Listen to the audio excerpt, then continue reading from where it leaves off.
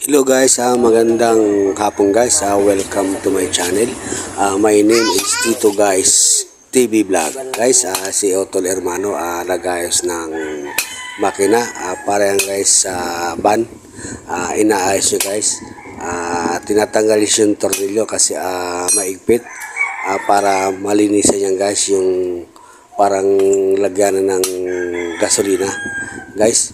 Ayan, tinatanggal niya at lilinisin kasi barado daw guys yung kanyang yung parang lagyanan ng mga gasolina. Ayan guys.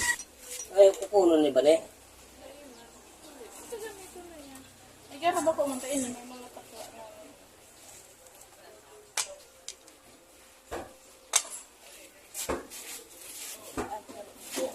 Mayo, walat ka na. Ayo Jim, malas mo Jim.